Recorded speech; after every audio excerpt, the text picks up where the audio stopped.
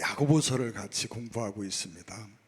야고보서 2장 오늘 본문에서 야고보는 차별하지 말라라고 말합니다. 이 차별하지 말라라고 할 때 그 범위는 형제 안에서, 즉 성도 간에 또는 교회 안에서 이렇게 해석을 하면 될 것 같습니다. 차별하지 말라. 교회 안에 차별이 있으면 안 된다는 거죠. 교회 안에서 가진 사람, 못 가진 사람, 잘난 사람, 못난 사람, 건강한 사람, 병든 사람, 남녀노소, 빈부, 귀천을 가리고 차별하면 그건 교회일 수가 없다라고 하는 말입니다. 여러분, 이 야고보서가 기록되던 시대는 로마 시대입니다. 로마 시대는 차별이 일상이었던 시대입니다. 차별이 너무도 당연시 되던 시대, 그 시대에 지금 야고보가 차별하지 말라, 교회 안에 차별이 있어서는 안 된다라고 말합니다. 지금 생각하면 당연한 말같이 들릴 수 있지만 당시의 환경을 생각해 보면 이 말은 사실은 혁명적인 말입니다. 교회 안에도 차별이 있었다는 거지요. 교회 안에 차별이 없었으면 너희가 서로 차별하지 말라는 말을 하겠습니까?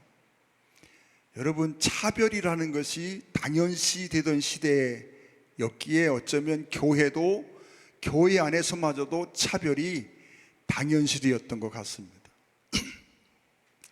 오늘날은 어떨까요? 여러분, 차별금지법이라는 것이 아주 뜨거운 감자처럼 그렇게 우리나라의 어떤 여론을 달구고 있습니다. 여러분, 차별금지법 말은 참 좋은 말 같습니다. 그런데 거기에 독소 조항이 있는 걸 우리가 잘 알고 있습니다. 그런데 이렇게까지 정말 도를 넘어서서 지나칠 만큼 차별을 해서는 안 된다라고 주장하는 사회 속에 우리가 살고 있습니다. 실제로 우리 사회에는 많은 부분에서 차별이 좀 해소된 것이 있습니다. 많이 그런 부분들이 해소되었다라고 생각합니다. 그러나 그럼에도 불구하고 오늘날 우리 사회 속에는 여전히 차별이 많이 존재합니다. 남녀 간의 차별도 있고요, 노소 간의 차별도 있고, 빈부 간의 차별도 여전히 있습니다. 장애인과 비장애인의 차별도 여전히 있는 걸 우리가 압니다. 법으로는 금지했는지 모르지만 실제는 그런 것들이 존재합니다. 여러분, 차별이 없는 사회가 있을까요? 여러분은 정말 여러분의 마음속에 차별이 없습니까? 여러분, 부모가 자식을 키우면서 그 자식들을 차별한다는 게 말이 안 되죠. 그런데 그럼에도 불구하고 부모가 자녀를 키우면서도 차별합니다. 여러분, 그런 게 현실입니다. 이 인간의 본성 속에 이런 것들이 다 들어있습니다. 지금이야 그래도 많이 개선이 됐지만 예전에 아들, 딸 얼마나 많이 차별했습니까? 여러분, 부모도 자식을 차별하는 세상입니다. 그런데 차별하지 말라, 교회 안에서, 믿음 안에서 차별하지 말라, 이건요 그냥 하는 말이 아니라 혁명 같은 말이었다라고 하는 걸 우리가 알 수 있습니다. 근데 차별하지 말라 말하면서 야고보는 그렇게 말합니다. 너희 속에 정말 믿음이 있다면 차별할 수 없다는 겁니다. 그리스도에 대한 믿음이 있다면 어떻게 차별할 수 있느냐라고 말하는 거죠. 여러분, 영광의 주, 곧 우리 주 예수 그리스도에 대한 믿음을 너희가 가졌으니, 즉 너희가 그리스도에 대한 믿음을 갖고 있다 하지 않느냐, 그렇다면 차별해서는 안 된다라고 하는 것입니다. 여러분, 왜 그리스도에 대한 믿음을 가졌으면 차별할 수 없을까요? 우리가 예수님을 정말 믿는다면 차별이 합당하지 않습니다. 여러분, 주님이 나를 위해 하신 일이 뭡니까? 내가 아직 죄인 되었을 때에 구원받을 만한 자격이 전혀 없고 하나님의 사랑의 대상이 되기에는 너무나 부족할 때 하나님이 나를 사랑해 주셨습니다. 나를 존귀히 여겨 주셨습니다. 나를 위해 십자가를 지셨습니다. 나 때문에 때로는 우시기도 하시고 나 때문에 아파하기도 하시고 나 때문에 당신이 할 수 있는 모든 희생을 다 하셨습니다. 생명까지 내어주셨습니다. 그리고 그러한 나를 지키시고 보호하시기 위해서 성령님을 보내주시고 내 안에 내주하시고 영원을 함께하게 하십니다. 여러분, 우리가 이러한 주님을 믿습니다. 그런데 그 주님이 지금 내 앞에 있는 형제를 똑같이 사랑하셨다 하는 얘기입니다. 그 형제를 위해서 주님이요, 그 형제를 온 세상에 사랑할 대상이 그밖에 없는 것처럼 사랑하고 계시고, 그를 위해서 때로는 우시고 때로는 아파하시고 때로는 희생하시고 당신의 생명을 내어주시고 그 속에 함께 계시고 영원히 하나님의 자녀를 삼으시고, 여러분, 내가 정말 주님의 사랑을 받은 것처럼 주님이 그를 사랑하십니다. 주님이 내 안에 계신 것처럼 그 안에 주님이 계십니다. 그러므로 우리가 정말 주님께서 그리스도가 나를 위해서 하신 일들을 내가 깨닫고 믿는다면 그 형제를 위해서 주님이 행하신 일들이 무엇인지를 믿는 것이고, 그렇다면 여러분, 주님이 그렇게 소중히 생각하는 사람을 내가 무시하고 멸시할 수는 없다 하는 이야기입니다. 그래서 여러분, 진짜 그리스도에 대한 분명한 믿음이 있다면 차별해서는 안 된다라고 하는 것입니다. 차별이라는 단어를 떠올릴 필요가 없이 그가 그리스도 안에서 얼마나 소중한 사람인지를 깨달아야 되는 것이고, 그가 하나님 안에서 얼마나 정말 그를 위해서 하나님이 희생을 치르시고 그 하나의 구원을 위해서 하나님이 하신 역사들이 무엇인지를 안다면 우리는 결코 그를 무시하거나 멸시의 대상으로 삼을 수 없다라고 하는 것입니다.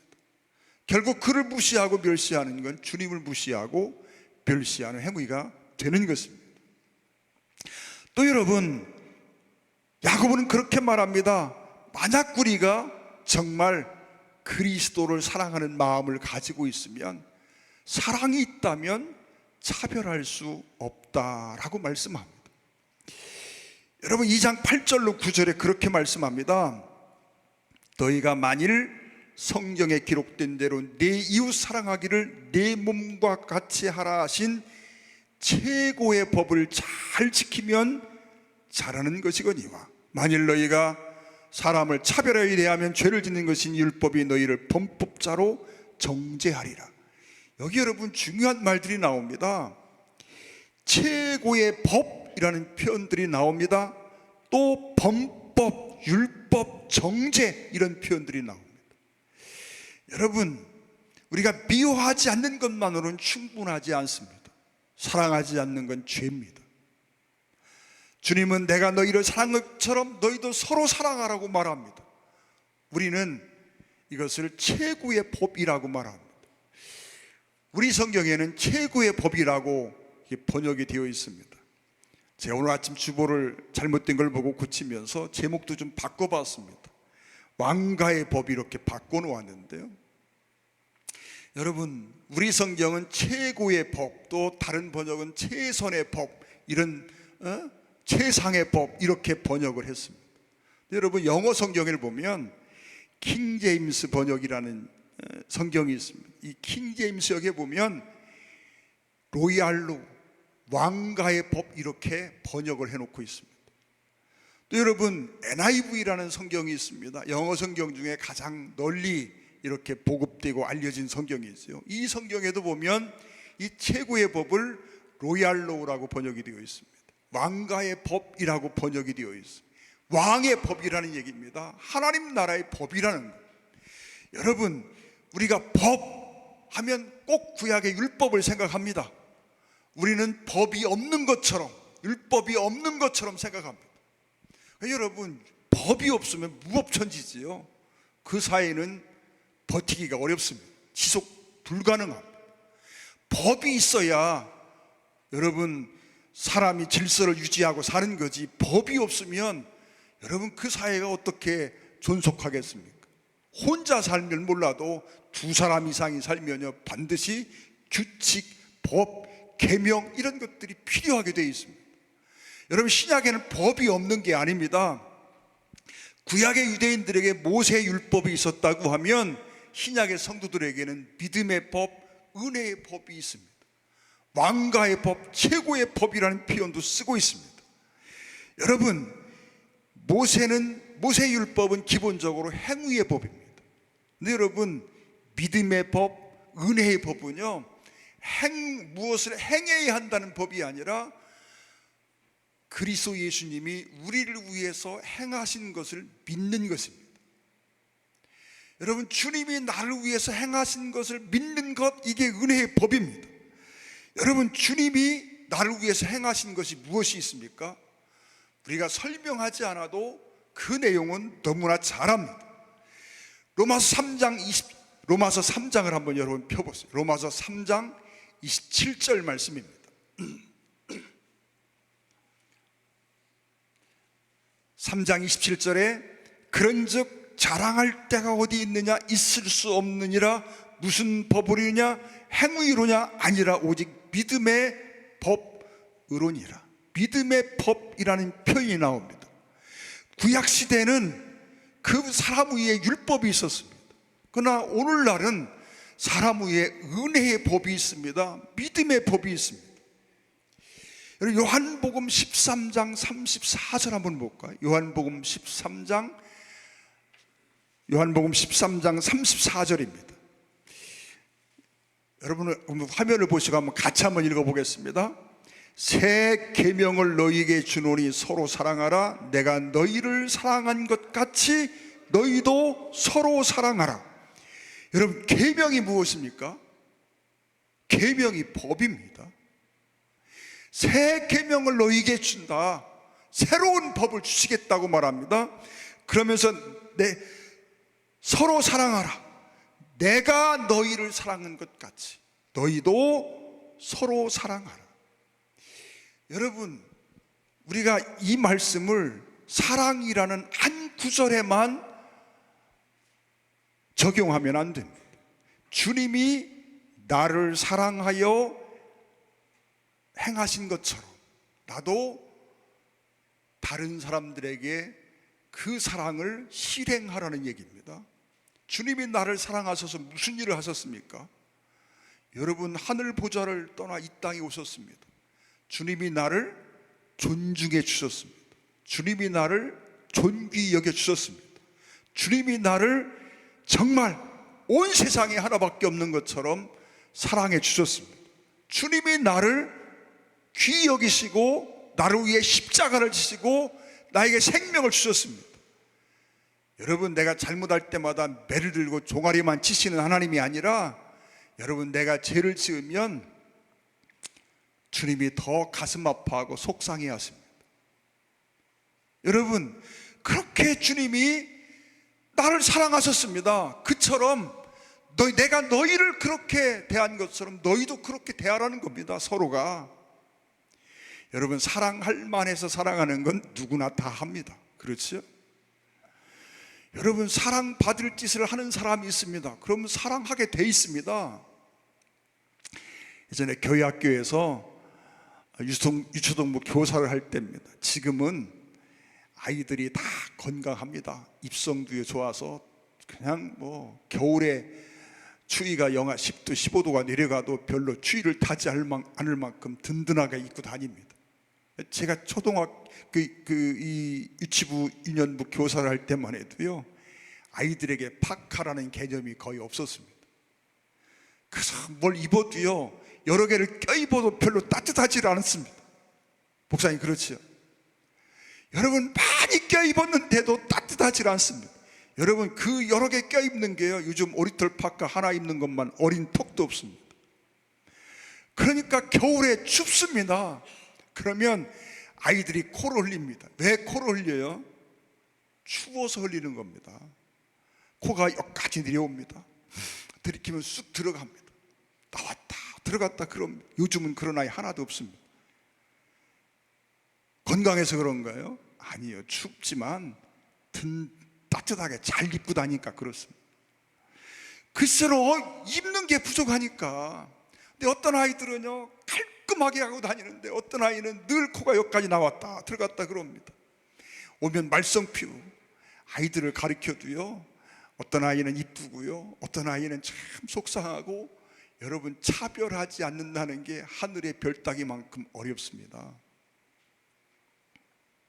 여러분, 그러나 우리는 야고보가 지금 그 말을 하고 있습니다. 그렇지만 그 아이 하나를 향한 하나님의 관심과 하나님의 사랑과 그 하나님의 헌신과 노력이 얼마나 크고 놀라운지를 생각하라는 겁니다. 그러니 우리가 보기에 참 그래 보여도 그 아이를 향한 하나님의 관심과 사랑과 그 하나님의 마음이 얼마나 거기 다 있는지를 알면 그가 얼마나 존귀한지 깨닫게 된다는 겁니다. 그래서 차별할 수 없다는 거죠. 여러분, 우리는 이걸 기억해야 합니다. 주님이 나를 존귀히 여겨주시고 은혜 베푸시고 나와 함께 해주시고 나를 위해 행하신 그 모든 일들을 기억하고 주님이 나를 대했던 것처럼 나도 내 형제를 대하라고 말씀하고 있습니다. 여러분, 거기 조건이 있을까요? 조건을 따지면 우리 주님이 나 같은 사람 어떻게 사랑합니까? 예전에 제가 그런 말씀 드린 기억이 납니다. 내 평생에 행했던 일들을 책으로 다 기록을 해서 발간해 놓고 우리 성도들이 그걸 다 읽었으면요, 여러분, 저는 목회 못합니다. 부끄럽고 창피하고 얼굴 들 수 없어서 못합니다.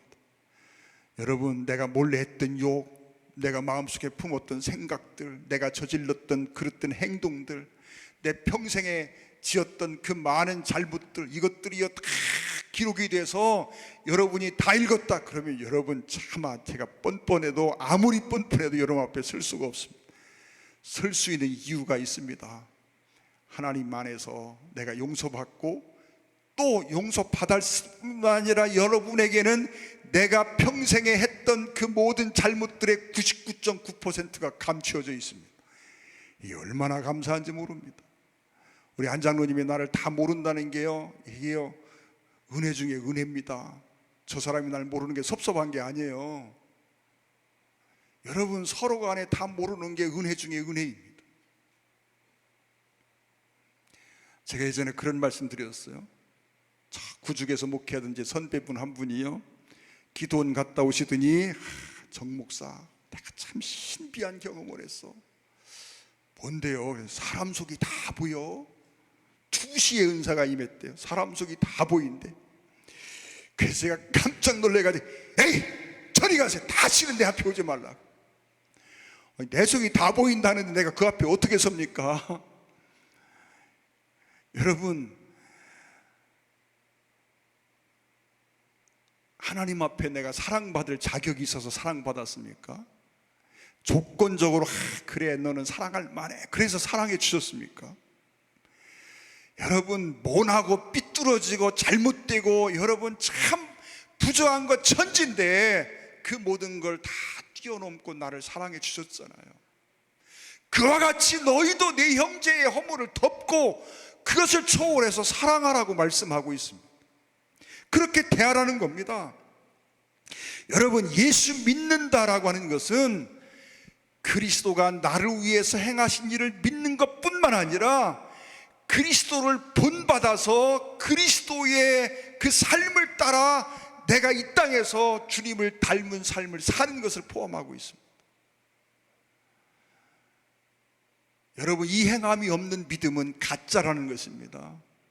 우리가 주님을 믿는다라고 하는 것은 주님이 나를 위해서 행하신 일을 믿을 뿐만 아니라 그 믿음을 가지고 주님이 나에게 베풀었던 그 은혜, 그 사랑을 가지고 이 땅에서 그 사랑과 은혜로 은혜를 베풀며 사는 삶을 사는 것을 포함하고 있다는 것입니다. 만약 우리가 이 삶을 포기하면 우리의 믿음은 반쪽짜리 믿음입니다. 온전한 믿음이라고 말할 수가 없습니다. 그 믿음은 능력도 없고요, 그 믿음은 세상에서 아무런 영향을 끼칠 수 없는 죽어있는 믿음과 다를 바가 없는 것입니다. 갈라디아서 5장 6절 말씀 읽습니다. 여러분 그냥 들어보십시오.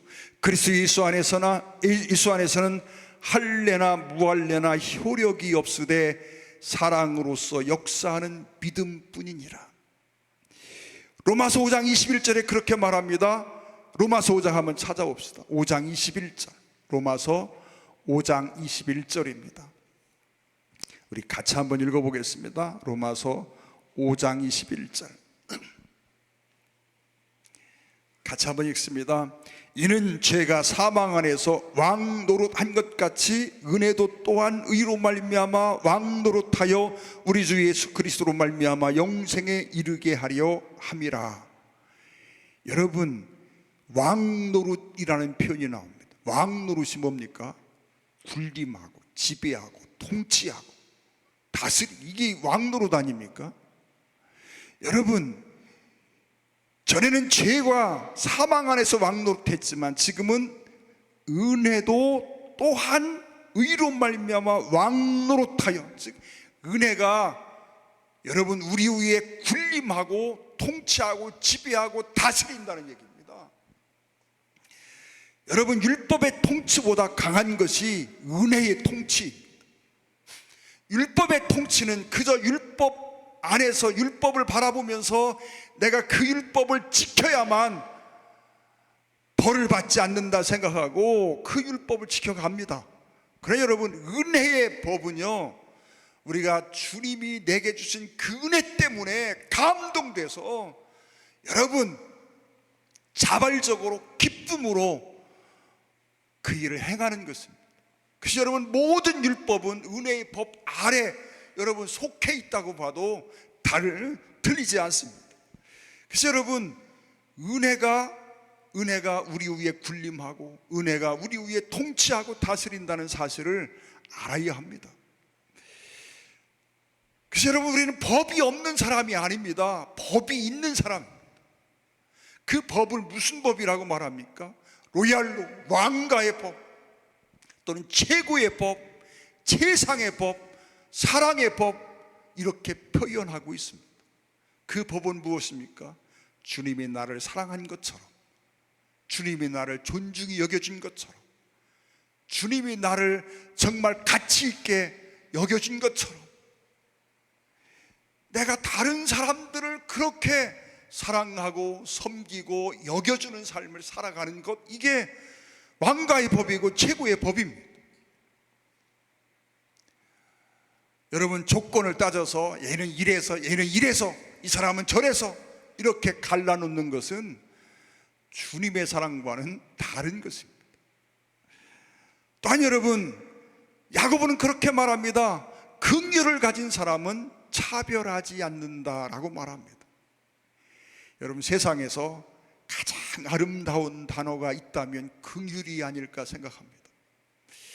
여러분, 사랑이 아닙니까? 여러분, 제 마음속에서는 긍휼보다 멋지고 긍휼보다 아름다운 단어가 없는 것 같습니다. 여러분, 우리가 살아가면서요, 누군가를 향해서 긍휼히 여기는 마음을 갖는 것, 여러분, 이게 얼마나 소중한지 모릅니다. 제가 아이들을 키우면서 생각합니다. 아이들을 키우면서요, 갖는 마음이 어떤 마음이요? 긍휼한 마음입니다.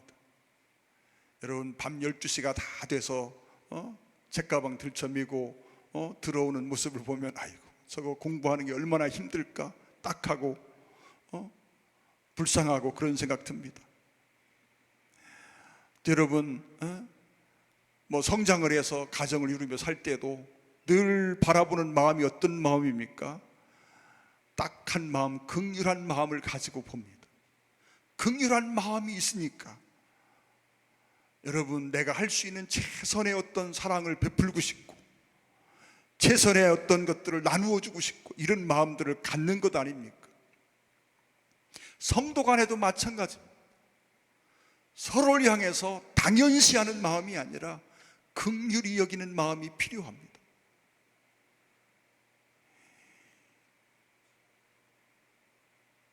요즘에 우리 성도님들이 교회를 봉사하는 모습을 봅니다. 식당에서 또는 뭐 청소를 하면서 이렇게 봉사합니다. 여러분, 그걸 당연한 모습으로 보면 그 잘못된 겁니다. 우리가 정말 그 모습 하나하나를 보면서 정말 이런 마음을 가지고 서로를 볼 수 있는 마음이 필요합니다. 사랑하는 성도 여러분, 우리 마음속에 이런 마음이 있습니까? 서로를 향하여 긍휼히 여기는 마음이 있습니까? 자녀는 부모를 바라볼 때 긍휼히 여기는 마음이 있어야 합니다. 우리 딸아이가 학교를 갔다 오는데 밤 12시가 넘어 거의 1시가 돼서 들어옵니다. 우리 딸아이를 내가 끌어안고 아이고 불쌍한 우리 딸 그랬더니 우리 딸이 저를 끌어안고 그런 얘기를 합니다. 아이고 불쌍한 우리 아빠. 얼마 아빠가 뭐가 불쌍해? 그러니까 아빠 그래도 아빠가 항상 불쌍해. 딸아이의 눈에는 아빠가 불쌍히 보여 긍휼히 보였던 것 같습니다. 우리 아빠가 참 딱해 불쌍해 그런 얘기를 합니다. 우리 딸아이 그 말을 처음 듣고요 많은 생각을 하게 되었습니다. 사랑하는 여러분, 부부간에 서로 긍휼히 여기는 마음이 있어야 되고, 여러분 세상에서 정말 사랑보다 더 아름다운 단어가 저는 긍휼처럼 여겨집니다.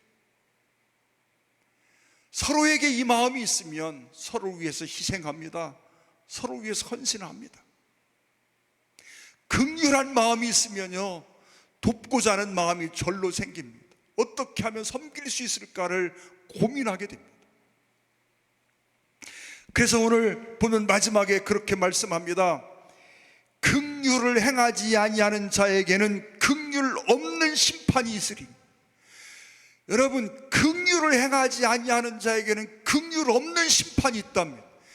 만약 하나님께서 우리를 향하여 긍휼한 마음을 거둬가시고 하나님이 우리가 행한 것에 대하여 고지고대로 그대로 판단하시고 그대로 우리를 대우하시면 우리는 하루도 못 가서 망합니다. 여러분, 하나님이 우리를 긍휼히 여겨주시니까 내가 그래도 하나님 앞에 큰소리 치며 사는 거지, 하나님이 우리를 불쌍히 여겨주지 아니하시고 우리가 행한 그대로 갚아주시면 여러분 우리가 하루들 버틸 수 있겠습니까? 못 버팁니다. 그런데 주님이 말씀하기를, 오늘 본문에 말씀하기를 긍휼을 행하지 아니하는 자에게는 긍휼 없는 심판이 있을 것이다. 긍휼 없는 심판이 뭘까라고 생각해 봤어요. 아마도 하나님이 우리에게서 긍휼을 거둬가시는 것이 아닐까 생각합니다. 그러면서 긍휼은 심판을 이기고 자랑하느니라. 여러분, 주님이 나를 긍휼히 여겨주셔서 내가 구원을 받은 것이고, 우리가 형제를 긍휼히 여김을 통해서 여러분 우리를 향한 하나님의 심판도 이길 수 있다라고 말씀하고 있습니다. 저와 여러분의 마음속에 이 은혜가 있기를 원합니다. 만약 우리 마음속에요 자꾸 판단하고 가르고 평가하고 이런 생각들이 자꾸 들어오면 여러분 하나님 앞에 기도하세요. 하나님, 주님의 마음을 내게 주세요. 내게 긍휼의 은혜를 좀 주세요. 내가 긍휼히 여길 수 있는 마음을 좀 주세요. 여러분, 예수 믿지 않는 영혼을 바라볼 때 정말 그가 불쌍히 여겨지는 마음이 있습니까? 제가 아는 어떤 친구는요 예수 믿지 않는 사람만 만나보면 금세 여러분 눈물이 뚝뚝 떨어집니다. 제가 청주에 있는 음태봉이라는 친구 목사 이야기를 한 적이 있죠. 여러분, 예수 믿지 않는 사람을 봅니다. 그러면요 금세 눈에서 눈물이 뚜벅뚜벅 떨어집니다.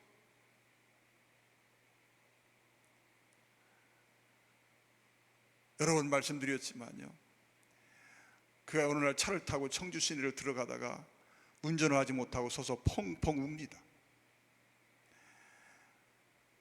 그러면서 그가 하는 말이, 하나님, 여기 이렇게 많은 아파트가 있는데 저 수많은 아파트 속에 들어있는 그 영혼들 어떻게 복음을 전하고 저 영혼들을 누가 구원해냅니까? 여러분, 정말 우리 마음속에 전도를 왜 하게 됩니까? 불쌍 예수 믿지 않는 영혼에 대한 긍휼한 마음이 있으면 우리가 전도하지 않을 수가 없는 거지요. 여러분, 왜 긍휼이 아름답습니까? 긍휼히 여기는 마음이 왜 이렇게 소중합니까? 긍휼히 여기는 마음이 없으면요, 전도할 수 없습니다. 예수 믿지 않는 영혼을 볼 때 불쌍히 여기는 마음이 없으면 어떻게 전도합니까? 여러분, 예수 믿지 않는 영혼 볼 때 정말 그 영혼이 불쌍해서 견딜 수 없는 마음이 있습니까? 그 마음이 있으면 전도할 수밖에 없는 거지요. 주차장에 차가 섰는데 옆에 차량 운전대에 큰 명태가 한 마리 달려 있습니다. 실타래에 둥둥 둘러져서 달려 있습니다. 그걸 보고는 마음이 아파서 웁니다. 여러분, 그 마음이 있어야 전도가 가능한 겁니다. 그래서 야고보는 지금 말합니다. 먼저 교회 안에 있는 성도들 간에는 차별이 있으면 안 된다. 왜요? 진짜 믿음이 있고 주님의 사랑이 무엇인지를 아는 사람, 그리고 주님이 나를 어떻게 긍휼히 여겨주셨고 그 긍휼한 마음을 이해하고 깨닫고 품고 있는 사람이라면 절대 차별할 수 없다라고 단정짓고 있는 것입니다. 우리 동성교회 안에 이런 차별이 없기를 원합니다. 남녀 간에 차별이 없기를 원하고요, 노소 간에 차별이 없기를 원하고요, 가난한 자, 부한 자의 차별이 없기를 원하고요, 배운 자와 못 배운 자의 차별이 없기를 원하고요, 어떤 형태의 차별도 존재하지 않고 정말 서로를 귀하게 여기고 서로를 존중히 여기고 어떻게 하든 섬기기를 소망하고 서로를 긍휼히 여기고 사랑하는 그 마음이 풍성해지기를 주의 이름으로 부탁을 드립니다. 기도하겠습니다. 사랑하는 아버지 하나님, 이 시간 주님 앞에 간절히 기도합니다. 우리가 정말 믿음이 있고 그리스도 안에 사랑이 있고 긍휼이 있다면 우리가 어떻게 차별이 이루어지겠습니까? 하나님, 우리 속에 있는 믿음을 새롭게 하여 주시고 내 속에 있는 사랑을 새롭게 하여 주시고 우리 속에 긍휼의 은혜가 풍성해지게 하여 주시옵소서. 그리고 서로를 아끼고 서로를 소중히 여기고 서로를 긍휼히 바라볼 수 있고 서로를 섬길 수 있는 우리가 되게 하여 주옵소서. 긍휼히 여기는 마음이 없이는 전도할 수 없음을 깨닫습니다. 믿지 않은 영혼을 불쌍히 여기는 마음도 우리에게 허락해 주셔서 날마다 복음을 전하지 않고는 견딜 수 없는 우리 마음이 되게 하여 주옵소서. 예수님의 이름으로 간절히 기도 올리옵나이다. 아멘.